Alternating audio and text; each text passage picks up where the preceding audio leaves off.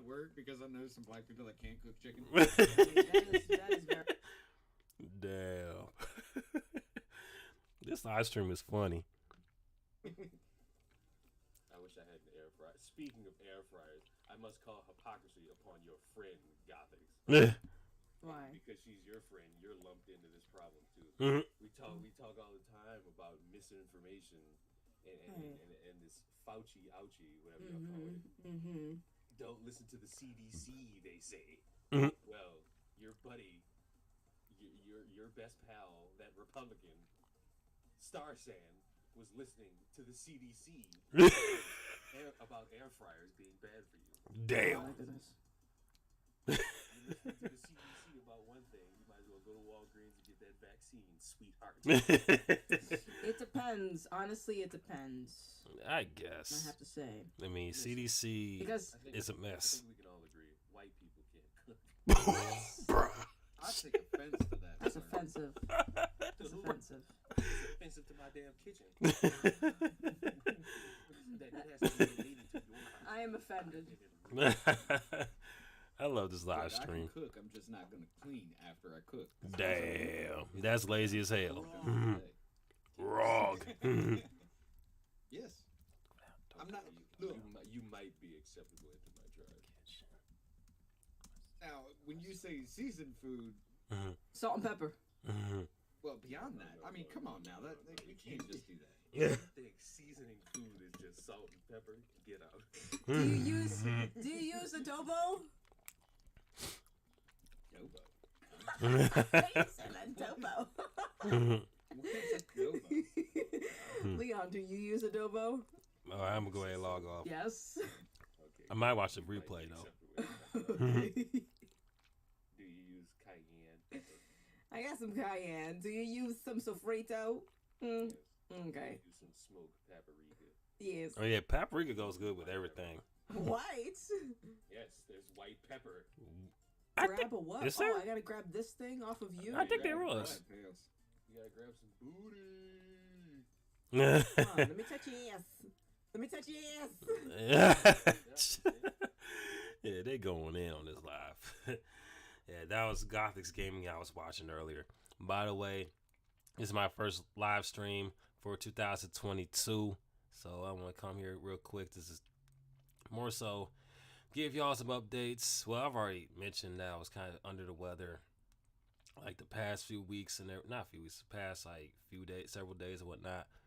And I still was still going to work and everything, even though I was heavily congested. No, hell, the money don't stop though. So, and plus it wasn't like I was severely sick. I did have a cough, but that fizzled out quick. So I'm definitely much better now. I'm still kind of feeling a bit groggy, but I'm much better. And I want to come on here and let y'all know a little bit about my plans for this year, more so this month, specifically of 2023. And if you're logging in, let me know how your New Year's went and what's your New Year's resolutions and all that good shit. A little bit bad time. So I might just go ahead and log off after a while. I ain't gonna be on here for too long. Anyway, I do plan on recording another reaction video, maybe around.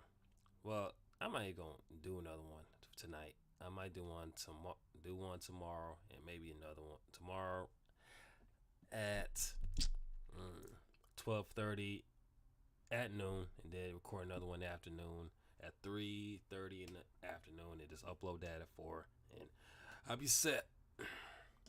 That's basically my plans for tomorrow, because I got to head to my coworker's B-Day dinner celebration at this little spot. I think it's called. Let me see. What is it? Shit. The fuck that shit called? Oh, Doc's Porchside.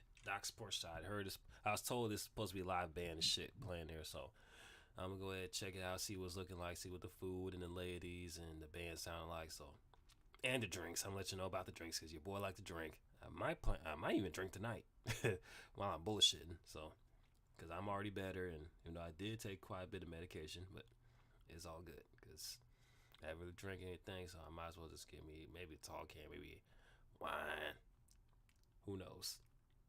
But anyway, aside from all that, Sunday might do 2 reaction videos, and also Monday, since it's gonna be MLK Day, might do some for that day. Like as far as just looking up old interviews in my own personal time, and then upload 2 reaction videos on that day, and that's basically it as far as my plans going to this 3-day weekend. I'll let y'all know about other plans for the channel, and I'm also thinking about getting a lamp for it. I want them like clip-on lamps for the laptop, so then maybe I can experiment with how the lighting is such, so then it can look professional, look like some real shit, not no amateur shit. Now, I'm glad y'all appreciate it. I haven't heard too much complaints about my microphone sound quality, so I'm glad y'all digging it. So that checks out. So I got the speakers, but I might invest in some headphones as well in the near future. So stay tuned for that. And by the way, I also plan on getting some money to sell some merch. I'm gonna do more research on how to get that done. Ask people that have done it. Maybe reach out to some big time YouTubers. I don't know how to approach that. I wouldn't know how to ask as far as advice. Maybe because big time people can be assholes sometimes. Not saying every last YouTuber is big time, but the ones that got a following and that clout. I don't know. I don't want to come off as desperate or begging or anything like that. I just want to say how you go about selling your merch online and how you get the shipping and handling done, and what it takes and how long does it take to raise money to get all this shit done. I like to design a t-shirt or something, represent the whole movement I'm have going on. 30 is still running, still a little title I like to run with. This name of a project I've yet to record, but I think about also investing into like putting together maybe 2 or 3 songs and put them out there, see what people feeling, and all 3 of the songs would have distinct sounds. Maybe one sound, I don't know, but I'm gonna look around for some beats, see which ones I'm gonna write to, and maybe around March, maybe late March, I might come around and just record something, because I know income tax be sent in the mail. Well, more so, the tax return is gonna come in the mail. I'm gonna file some taxes, and the income tax gonna come back, and I'm gonna have some extra bread to hold me over.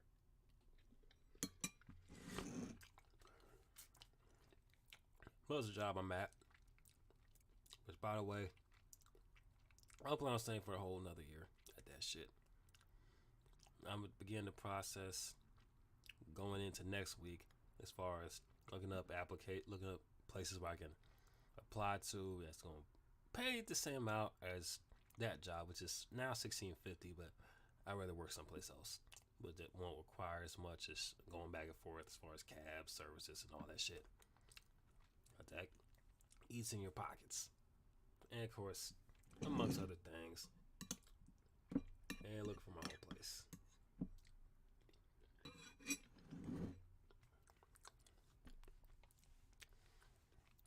By the way, while we talking about future plans and all that, I'm going to go ahead and watch this little video that ET Lifestyles made.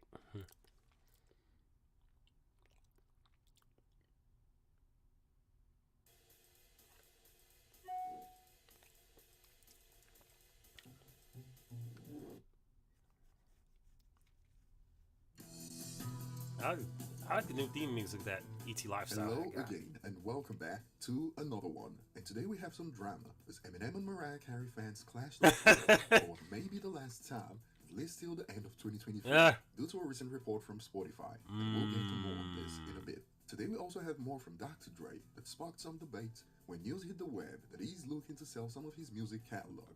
And today I we remember also hearing have that. more from 50 Cent, who recently addressed his critics. Those who claim he only had one notable album in his career. I've noticed that throughout the years, people keep on saying 50 Cent only got one album that's notable in his career, when he has The Massacre and Before I Self-Destruct. Now, Curtis, I'll mention Curtis as well. He had some big songs on there like I Get Money and Ayo Technology, and what's another song that came off that album that was big? That was a big single. Now, yeah, Music Park. I'm gonna throw in Amusement Park, which, by the way, Had no idea that the producer of that song had sent the same instrumental to Max B, Stack Bundles, Rest in Peace, and Jim Jones, the instrumental first. I had no idea they recorded a song of the instrumental before 50 Cent had his hands on the instrumental. I had no idea about that. Wish I knew that back then. For real. Because how Max B, Jim Jones, and Stack Bones came on that track was on some pimp shit, and it was pretty dope. It was pretty fly, and plus the hook was pretty catchy as well. Even though it wasn't like a major hit, it definitely shows the talent of Max B had as far as his hook game and his harmonies, how he like harmonized on the record. And you can see where Wiz Khalifa kind of got his inspiration from, aside from, of course, Bone Thugs, but like Wiz Khalifa stays mentioning Max B as well as one of his influences. So you definitely see where Wiz got another guys also got inspired from as far as he was harmonies on his records. But anyway, let's get back to this video. Rebuttal is hilarious. And before we dive in, here's an interesting fact about Eminem in 2022. Ooh, let me see. Let me go read this. Eminem earned 18 new Brit certifications in 2022 that included milestones like Curtain Call 9 times platinum, the Marshall Mathers LP 9 times platinum. God damn. Curtain Call remains the best-selling hip-hop album in the UK of all time and was the top hip-hop album in 2022. Longevity. Indeed. A greatest hits hip-hop album is the best-selling out that year. It is full of old songs. Still selling. 17 years later. That is insane. That's when you know you got that clout. The Kingdom. He earned 18 new certifications in the country, including some notable updates, Curtain Call 9 times platinum, and MMLP also hit this milestone 3 months later in 2022. And to top it off, Curtain Call that released in 2005 and that 2022 is the best-selling hip-hop album by a huge margin in the United Kingdom. And here's an accurate depiction of Eminem when publications like Complex joined the, quote, hip-hop heads on social media who claim his hits did not age well. And on to the main topics today. We'll start with news about Dr. Dre. Oh, I'm going to play it back. Selling music assets, claim his hits did not age well. Oh yeah, that's what they look like. On to the main topics today. We'll start that's with very fitting. To Dre. Dr. Dre selling music assets to Universal Music and Shamrock.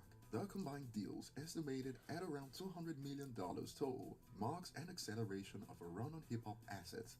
And via the report, the assets include mainly passive income streams, according to those sources, such as artist royalties from 2 of his solo albums, and his share of NWA artist royalties, his producer royalties, and the writer's share of his song catalog, where he doesn't own publishing, which may include the writer's share of songs on his The Chronic album, which is published by Sony Music Publishing. And the deal reportedly ties in some of his share of Kendrick Lamar's music. It adds, the latter Dre-owned assets that are said to be headed to UMG include the ownership of the master recording of his first solo album, The Chronic, which is scheduled to revert from Death Row Entertainment to Dre in August of this year, his share of an Aftermath/Interscope joint venture with the Top Dog label for Kendrick Lamar releases through that deal. And this news has sparked some debates on the reports related to black ownership in the industry, which reminds me of when streaming service Tidal was marketed using this premise, only for this to happen back in 2021. Jay-Z sells majority stake in Tidal music streaming service to Jack Dorsey's Square.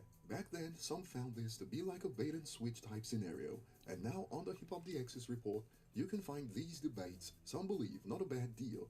Dre would be unlikely to make anywhere near $200 million in royalties from those old albums in the rest of his lifetime on Earth. Sell them off and take the money while you can. I guess that's reasonable. Hand, you can see takes like funny watching black people talk ownership so loudly the last decade just to sell all your ish off to white groups. You won't need the money, but guess who will be banking off your ish the next 100 years? Not the creators' kids and grandkids, because they willingly sold it. Well, we have no idea why Dre's choosing to sell, but what are your thoughts? Iffy, man. I'm iffy on that. Moving on to the next point, 50 Cent is well aware of the criticism he gets. But it would have been nice if Dre kept all his own shit instead of selling it. You know what I mean? Because his grandkids could eat off that. His great-great-grandkids can eat off of The Chronic, 2001, even those 2 WA albums, and also the 100 Miles of Running EP, and as well as his role as executive producer on those Kendrick Lamar albums, including the one which I wasn't really too fond. Well, I still like Mr. Morale and the Big Stepper as far as the lyricism and the subject matter, but the beats, some of the beats were just lacking. And of course, the fact that Kendrick allowed himself to be outshined by Kodak fucking Black on his own album. Like, come on now, you gotta come your A game, man. And what else? And I wasn't too shocked that Ghostface Killer's gonna have the best verse on the song they've done together on that album, because Ghostface Killer's a whole goat out here. So for him, still able to outshine these youngins 30 years after he debuted in Wu-Tang Clan, it goes to show that how talented Ghostface Killer was and still is. You know what I mean? The fact he still holds his own past his prime, that says a lot. That definitely says a lot. So I wasn't too surprised that Ghostface Killer outshined Kendrick Lamar on that song they've done together on there. I think it was on the first disc. I forgot the title of the song. And I kind of wish they stuck with the as far as putting that album together. I wish they stuck with the My Heart Part 5. I wish they was stuck with that sound throughout that project, and just kind of got rid of a few of the fillers in there, and maybe a couple of the skits, and just have maybe 14 songs as him just going in. And it's saying we got saying keeping it moving. Now, the double disc isn't a bad deal, because I heard some double disc albums that, in my opinion, sound better than what came out from Mr. Morale and the Big Steppers. Maybe after giving a few listens here and there, my opinion might change. But as of now, it's kind of the weakest album in its discography. You hear it right here first from me on the mic. The weakest album in this discography. Still good, but compared to his other ones, kind of weak, kind of lacking. You know what I mean, certain aspects. I might go into more detail after I give it maybe a third or fourth listen. Point out things I liked, the things I didn't like. But there was other albums that have sounded better than Mr. Morale and the Big Steppers. Dead ass. Not just with the lyric, not even because where they matched the lyrics and the subject matter with great beats and brought their A game throughout the entire album, unlike Kendrick Lamar. We had to wait almost half a decade for something that was good, but was kind of lacking some certain aspects. And not to mention, we did not get a Black Hippie posse cut on there, because this is supposed to be the last album on Top Dog Entertainment. You did not bother calling Absol, J-Rock, Isaiah Rashad, Schoolboy Q for one last song. Come on now, they lacking. I know, and I read somewhere, I even looked up the executive producers. It was missing Top Dog, but it has Dre as executive producer, but he wasn't involved. I could definitely tell Dre was not involved or hands on with this project. Kendrick, he probably just signed off on it after Kendrick presented to it, just to put it out there as such. Because now and I wonder, is Kendrick still signed to Aftermath? That's another thing I'm still wondering. Is he still signed to Aftermath? I know he left Top Dog Entertainment, but they haven't really said if he left Aftermath though. So hopefully this next album, Dr. Dre kind of comes in and put his input on there, have more of an input on this project, because this one, yeah, slightly underwhelming, honestly. Slightly underwhelming. It's for real, and plus, not to mention, he ain't the only one that kind of went left and just didn't work. I mean, Snoop, after he left Death Row, like with Dogfather, I mean, that one was kind of lacking. And it's crazy how the songs that were left off the Dogfather sounded better than the ones that appeared on the album.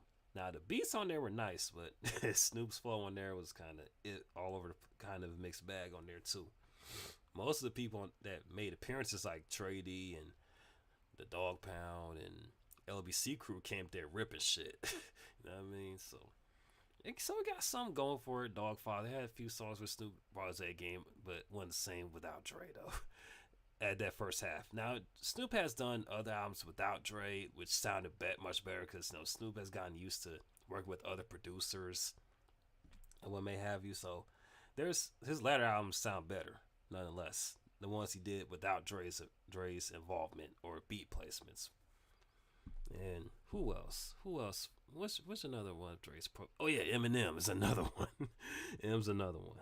Like, that kind of went left with his music after not having Dre being involved. Revival, obviously, lyrics were slapping, but the beats were kind of iffy, and some of the flows were cringe. Yeah, and yeah, it was kind of one of his worst albums on there. And if I guarantee if Dre was more involved on Revival, it would not have came out the way it did. And if he kind of would left Rick Rubin alone, as far as having him on doing the beats, whatever, because him and Rick Rubin just was not meshing well. They had maybe a song or two that was hitting, but the other collaborations they did, nah. Even though Rick Rubin's a legend, it's not always going to work. Just because two people are legends, it doesn't automatically mean they're going to just have the best chemistry. It's always not going to happen. Just because two people are legends doesn't mean they should work together. And I think M learned that lesson after Revival, seeing the reception of it, which is quite a bit of negative feedback from there. So I remember when I re-listened to Chloroseptic, after the original Chloroseptic, and the 3 verses after the first one was like, damn, it's like it kind of drags a little bit. You know what I mean? So, yeah, what's another album where M went left? Now, he did go left with Relapse with the accents, but I kind of grown to appreciate the album over time, and grown, and more so with how he kind of do these near rhymes and such, and bends words and everything sound like how he wants them to sound and shit. Like, and plus the whole concept of a relapse serial killer and such.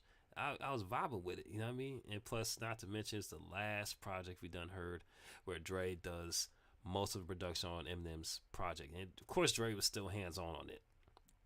So, yeah, so Kendrick's Mr. Morale and the Big Steppers is another like instance of where Dre's protege artist goes left. You know what I mean? On this one, though, it's kind of a mixed bag, unfortunately. So, yeah, that's how it be, though. It's always seemed like the folks that Dre works with always have that project or projects that go left. You know what I mean? Without much of his approval, even with his approval, like it's still doesn't really hit them all the marks. You know what I mean? Then again, can't have everything that you want. And I'm just a little fan from Georgia. But anyway, let's get back to this video. From those who believe he had only one notable album, that is, Get Rich or Die Trying, and 50 responded to these claims in the interview with Big Boy recently. If you sell 13 million records around the world, in the period that I'm doing that, there's nobody that is doing it outside of Eminem himself. Mm-hmm. Yep, you know what I'm saying? That's the true. Marshall Mathers thing, and he didn't tour. He didn't go out as much as I did. And then we come back. Then the next album, I dropped 3 albums. Yep. After that album, I dropped Beg for Mercy, Lloyd Banks solo, and then Games album before I came back with the Massacre. Jesus Christ. Yeah, and that one sold 10 million records. And then they'll say there was only one album, but that's because they want to forget that. Right. They low key, yeah, that's what it sounds like. They low key want to bury the Massacre as if that didn't hold any sort of impact or weight.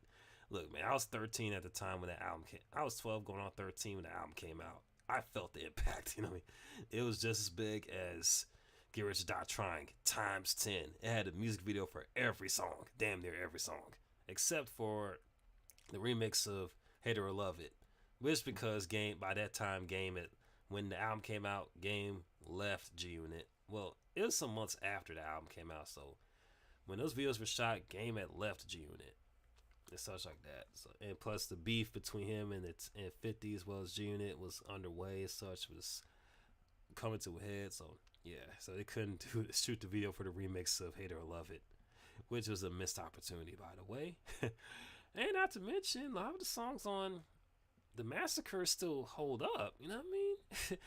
And plus had a lot of newer faces on there that weren't M or Dre, and it definitely worked more to his benefit.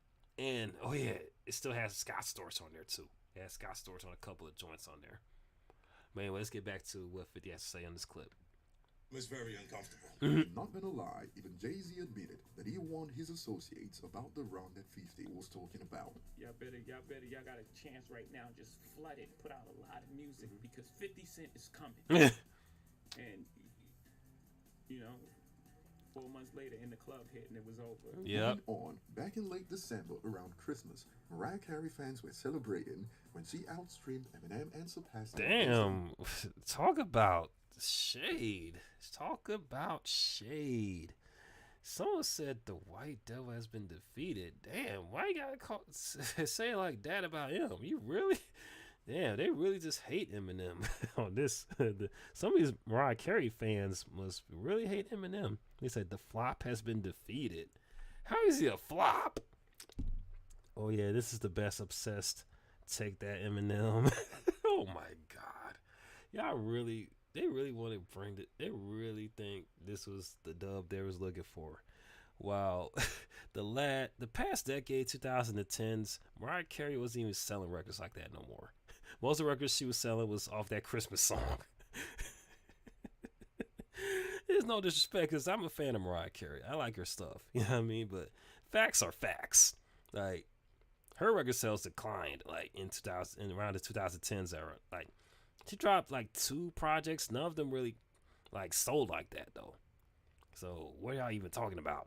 M, on the other hand, starting from 2010 with Recovery, not including the compilation and the album he did with Royce the 5'9", which I might do a video on that. This is a quick little review, doing like a little retrospect of that album and how I feel about it. And not to mention, Royce brought his A game on that album. He even outshined Eminem on that project on a couple songs as well, because Royce was coming back into like the major labels and such, with the whole Slaughterhouse thing going on. And yeah, it was 2011 was the time to be alive, by the way. But anyway, let's get back to this. Let's get back to this shit though. Let me read the other tweet. It's like, this hits different. This hits different. We are eating a pack of M&Ms. Oh my God. These Mariah Carey stands, man. I tell you, some of these stands be outrageous. Oh, someone said posting some losers down below. Let me see how many of them can claim the same thing after a month. They probably can't, because like I said before, like the only time Mariah Carey make those numbers as of recent is the Christmas song. That's it. Or if someone samples her old shit. I mean, that's about it. Listeners, and back then we covered this story when some claimed Eminem went out sad. Yeah. And when it came to Really? overall daily streams, it was short-lived. Really? Yeah, that's another thing I noticed too. They like to say Eminem went out sad because of the Obsessed song, which is a big song, which was a big cool little hit song and everything. But when Eminem came out with that Warning though, that killed everything though. that song, the Warning killed everything. So it outshined Obsessive. Comes to the level of disrespect. I mean, Obsessed was a little light jab here and there. Obviously made for the clubs, for get the rides pumping, get all the girls feel like they the shit. You know what I mean? It's meant for that. It's meant for that audience. So let's go ahead and see what else this video has to say about that.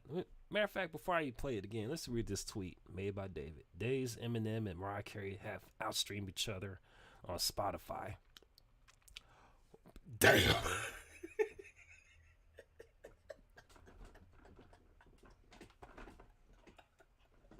Oh my God.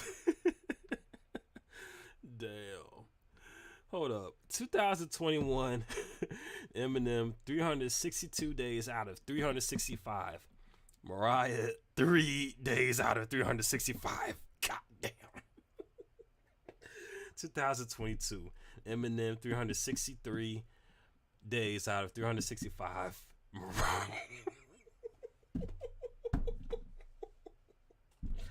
Oh shit. Damn. It went down one number for Mariah Carey. Oh my God. This is just terrible, man. 2 days out of 365. This is on Spotify now. This is on Spotify. God damn. So that means the only day, it kind of proves it. It proves what I just said. The Christmas song. That's probably the only one. Oh shit. Oh fuck. Oh man. So I guess it don't count the the song that Lotto did that sampled the fantasy song, I guess. That don't count. As I remember last year, Big Energy stayed on rotation. I low-key got annoyed by that shit. It's like, okay, I'd be like, whenever I hear Lotto say what she got to say about dudes with big dick energy, I'd be like, man, shut up. That's what I feel like saying.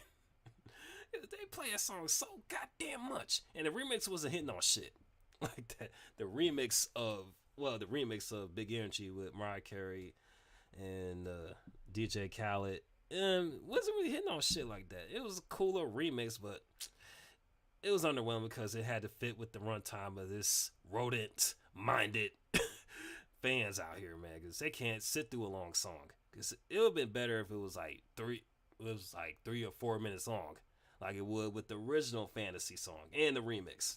Like, come on now, y'all can sit through a 4-minute song.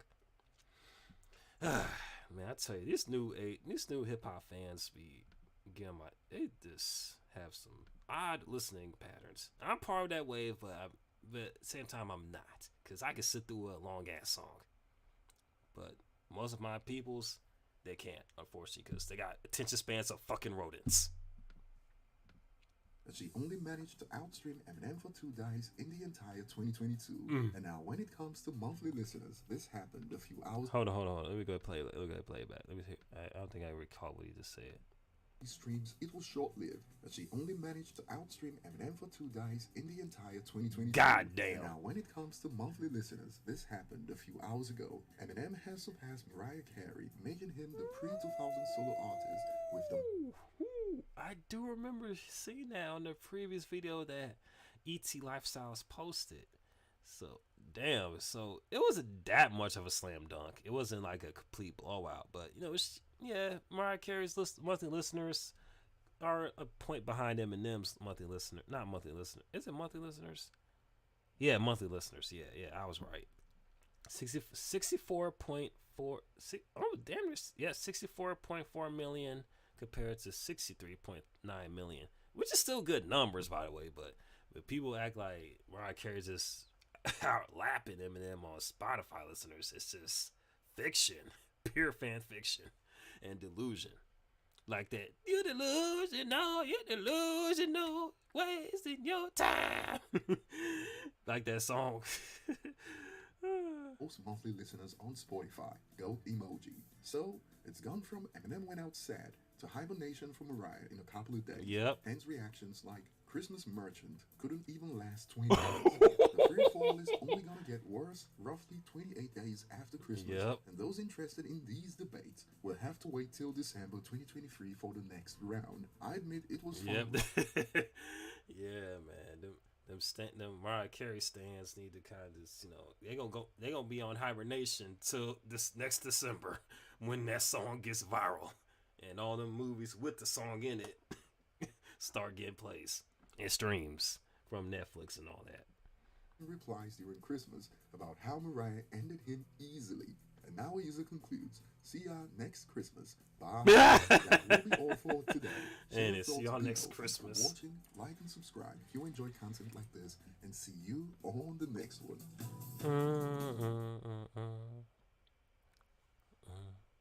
This is... Yeah, I like ET Lifestyles videos. I like his shit, man. Yeah, ain't nobody pull it up, so I'm gonna go ahead and log on out, probably buy me a drink, and probably watch another of ET Lifestyles videos and call it a night. That's it. That's all. And also I have to stop by Walmart, get a couple things, you know what I mean? So that's just the gist of it. So hopefully for those that decide to tune in afterwards, this was the first live stream of 2023. So stay tuned for the 2 reaction videos, which will mainly be the reaction requests I had. But mainly reaction requests I've obtained the past week or 2. So I'm going to get to those. And the other ones, same thing, same little difference, as well as another one that's going to be kind of one of my own choosing. This your boy Black G92.